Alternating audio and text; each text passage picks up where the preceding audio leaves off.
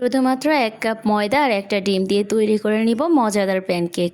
বাচ্চাদের খুবই পছন্দের এই প্যানকেকগুলো কিভাবে খুব সহজে বানিয়ে নিতে পারবেন, সেই সহজ রেসিপিটাই আপনাদের সাথে শেয়ার করছি। আসসালামু আলাইকুম। দূরের কিংবা কাছের যে যেখান থেকে দেখছেন, আশা করছি আপনারা সুস্থ আছেন, ভালো আছেন। কিভাবে নরম তুলতুলে কালার সহ পারফেক্টভাবে প্যানকেকগুলো বানিয়ে নিতে পারবেন, সেই সহজ রেসিপিটাই আপনাদের সাথে শেয়ার করছি। আর সাথে থাকছে অনেকগুলো টিপস, যেগুলো ফলো করলে আপনারাও পারফেক্টভাবে বানিয়ে নিতে পারবেন। বিকেলের নাস্তায় অথবা বাচ্চাদের টিফিনেও এই প্যানকেকটা দিতে পারবেন। চলুন তাহলে রেসিপিটা শুরু করি। প্রথমেই আমি 2টা ডিম নিয়ে নিচ্ছি। এখানে চাইলে আপনারা একটা ডিমও ব্যবহার করতে পারবেন। এরপর দিয়ে দিচ্ছি হাফ কাপ চিনি আর স্বাদমতো লবণ। এখন এই ডিম আর চিনিটা ভালো করে ফেটিয়ে নিতে হবে। যতক্ষণ না পর্যন্ত চিনিটা গলে যাবে ততক্ষণ পর্যন্ত বিট করতে হবে। মিষ্টির পরিমাণটা আপনাদের পছন্দ অনুযায়ী কমিয়ে বা বাড়িয়ে দিতে পারেন। ভালো করে 5 থেকে 6 মিনিট বিট করার পরে আমি এর মধ্যে 2 টেবিল চামচ পরিমাণ তেল দিয়ে দিচ্ছি। ডিম, চিনি আর তেলের মিশ্রণটা ভালো করে মিশিয়ে নিব। প্রায় 5 থেকে 7 মিনিটের মতো আমি ভালো করে বিট করে নিচ্ছি। এই ডিম আর চিনিটা যত বেশি ফেটিয়ে নেবেন আর যত বেশি ফোমি টেক্সচার আসবে, তত সুন্দর হবে আপনাদের প্যানকেকগুলো। ডিমের মিশ্রণটা তৈরি। এখন এর মধ্যে শুকনো উপকরণগুলো মিশিয়ে নিব। 1 কাপ পরিমাণে দিচ্ছি ময়দা, 4 চামচ দিয়ে দিচ্ছি গুঁড়ো দুধ আর 1 টেবিল চামচ দিচ্ছি বেকিং পাউডার। এখন এই সবগুলো উপকরণ চেলে নিব। এতে করে এর মধ্যে আর কোনো প্রকার লাম্পস থাকবে না। এখন দিয়ে দিচ্ছি হাফ চামচ পরিমাণে ভ্যানিলা এসেন্স। এখানে গুঁড়ো দুধটা চাইলে বাদ দিতে পারেন, তবে দিলে প্যানকেকের স্বাদটা অনেক বেশি ভালো আসবে। এখন এর মধ্যে আমি 1 কাপ পরিমাণে লিকুইড দুধ দিব। প্রথমে আমি অর্ধেকটা দুধ মিশিয়ে নিচ্ছি, তারপরে আমি বাকি অর্ধেকটাও দিয়ে দিব। এই কাজটা একটু সময় নিয়ে করবেন। যত ভালো করে মিশিয়ে নেবেন তত বেশি প্যানকেকের ব্যাটারটা ভালো হবে। এখন আমি বাকি অর্ধেক দুধটাও দিয়ে দিচ্ছি। প্যানকেকটা পারফেক্টভাবে বানানোর জন্য ব্যাটারটাও পারফেক্ট হতে হবে, আর পরিমাপটা অবশ্যই সঠিক রাখবেন। এখানে আমি 1 কাপ ময়দার জন্য 1 কাপ দুধ ব্যবহার করেছি, আর এখানে 2টা ডিম দিয়েছি। চাইলে আপনারা একটা ডিমও ব্যবহার করতে পারবেন, তবে 2টা দিলে বেশি ফোমি হবে আর খেতে অনেক বেশি ভালো লাগবে। আমার প্যানকেকের ব্যাটারটা রেডি। এখন আমি আপনাদেরকে দেখিয়ে দিচ্ছি এটার ঘনত্বটা ঠিক কেমন হবে। একটু খেয়াল করলে দেখতে পারবেন আমার প্যানকেকের ব্যাটারটা কতটা মসৃণ হয়েছে আর একেবারে পারফেক্ট। এখন আমি একটা চামচ দিয়ে দেখিয়ে দিচ্ছি।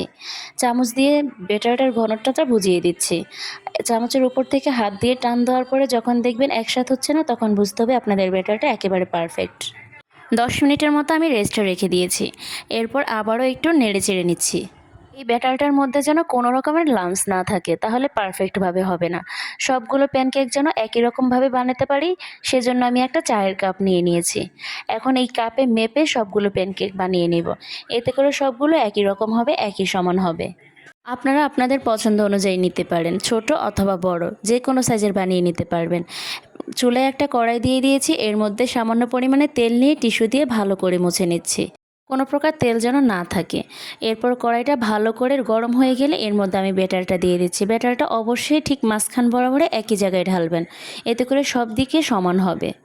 আমি এখানে কোনো প্রকারের ঢাকনা ব্যবহার করব না। চুলার আঁচটা অবশ্যই লোয়ে রাখবেন, এতে করে নিচের কালারটাও সুন্দর আসবে আর উপর দিকটাও প্যানকেকটা কাঁচা থাকবে না, পারফেক্টভাবে হবে। আপনারা দেখেই হয়তো বুঝতে পারবেন প্যানকেকের উপর দিয়ে অসংখ্য ছিদ্রযুক্ত জালি হয়ে গিয়েছে, আর তার মানে আমার প্যানকেকের ব্যাটারটা একেবারে পারফেক্ট হয়েছে। প্রায় 5 থেকে 6 মিনিট পরে আমি এখন এটা উল্টে দিচ্ছি।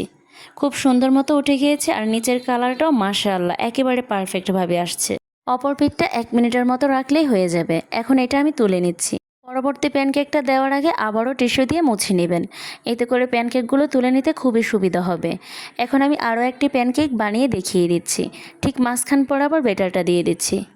আমি প্যানকেকগুলো একটু বড় করে বানিয়েছি, এজন্য আমার 6টা হয়েছে। যদি আপনারা একটু ছোট করে বানিয়ে নেন তাহলে এখানে 10 থেকে 12টার মতো হবে। আজকে আমি চেষ্টা করেছি খুব সহজভাবে এই প্যানকেকের রেসিপিটি আপনাদের সাথে শেয়ার করতে, যাতে পারফেক্টভাবে বাসায় বানিয়ে নিতে পারেন। সকালে অথবা বিকেলে, এমনকি বাচ্চাদের টিফিনও এই প্যানকেকটা হুটহাট করে বানিয়ে দিতে পারবেন। এটা বানাতে যেমন সময়ও কম লাগে, তেমনি উপকরণও খুব কম লাগে। মাশাআল্লাহ, প্যানকেকের কালারটা দেখেই বুঝতে পেরেছেন কতটা পারফেক্টভাবে হয়েছে। এখন একটা প্যানকেক আপনাদেরকে আমি ভেঙে দেখাচ্ছি। এটা অনেক নরম তুলতুলে হয়েছে আর ভিতরটা একেবারেই কাঁচা থাকেনি। রেসিপিটা হুবহু ফলো করে যদি আপনারাও এভাবে বাসায় বানিয়ে নেন তাহলে আপনারাও পারফেক্টভাবে প্যানকেকটা বানিয়ে নিতে পারবেন। আমি আশা করছি আজকের রেসিপিটা আপনাদের কাছে ভালো লেগেছে, আর ভালো লাগলে অবশ্যই লাইক কমেন্ট শেয়ার করে দিবেন। আমার চ্যানেল সাবস্ক্রাইব করে সাথেই থাকবেন। যারা ফেসবুক থেকে দেখছেন অবশ্যই পেজে ফলো দিয়ে রাখবেন এরকম মজার মজার সহজ রেসিপিগুলো পাওয়ার জন্য। আজকের মতো এখানেই বিদায় নিচ্ছি। ভালো থাকবেন, সুস্থ থাকবেন। আল্লাহ হাফেজ। আসসালামু আলাইকুম।